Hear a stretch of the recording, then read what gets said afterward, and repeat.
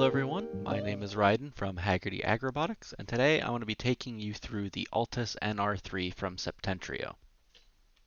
So taking a look at the beacon, to turn it on, all you're going to do is just push this power button here. Don't hold the power button. If you end up holding the power button, it resets the settings on the beacon to default. If that happens, you'll have to go and separately connect to the beacon with a cable and reconfigure all of the settings. Now, as the beacon boots up, there'll be a few different lights that come on. The first light that comes on will be the data logging light, and this is displaying if it's connecting to the robot and sending information. The next light that will come on is the Wi-Fi light. It will either be off or green. When it's green, that means it has a stable Wi-Fi connection to the robot and will be able to receive its GPS position. The next light to come on will be the position light. This light will start red, then switch to orange once it has a float position, and then finally it should turn solid green once it has fixed RTK. Finally, the last light is the differential corrections light, and this one should come on solid green. So when you want to disconnect the GPS from the robot, you're going to grab here on the serrated bit and just pull down. You don't want to twist it. If you do end up twisting it, it'll damage the pins on the inside of the connector. And for plugging it in, you're going to want to align the red dot on the cable facing towards the back of the robot. There'll be a little notch on the plug, and it will only allow it to fit in that way. Okay, now I'm going to show you how to interface with the GPS beacon using your laptop. As well, I'm going to take you through how to connect the beacon to your robot's Wi-Fi. To connect the beacon to your laptop, you're going to need one of these cables. You plug it in the same way you would as if it was on the robot, and then you plug the other end into the USB port on your computer or laptop. You connect your beacon to your computer, a new drive called Septentrio Drivers will appear in your File Explorer. Go ahead to the folder called Driver, and you will find an executable driver file. Right-click on this and hit Run as Administrator. This will install the drivers required to interface with the beacon. Once you connect your beacon to the laptop or computer, you can go ahead and open up a browser and put this address into the search bar. This will take you to the main page of the Septentrio beacon.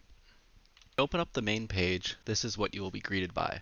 It's a list of different statuses of the GPS beacon and shows its connectivity and overall connection quality. So you have things like its GNSS, the cellular status, its N-trip corrections, Wi-Fi, Bluetooth, and a few other details.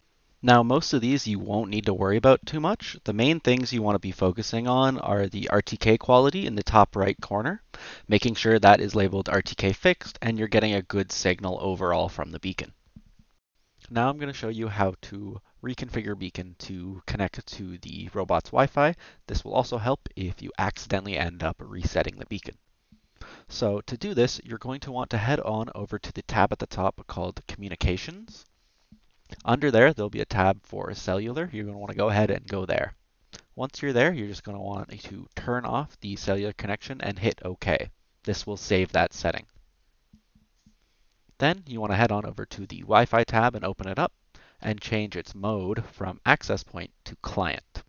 You can then go and hit OK to save the changes and then hit the change Wi-Fi mode button.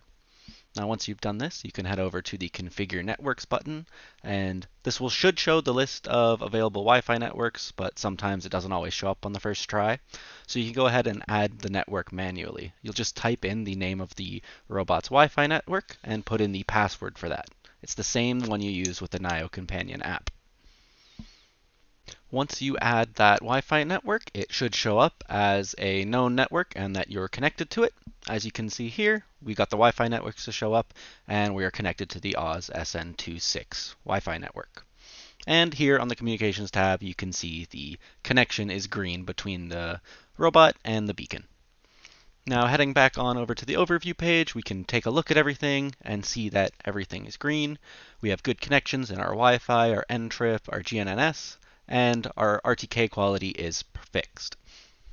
So now we can head on over to the Admin tab to save our configuration.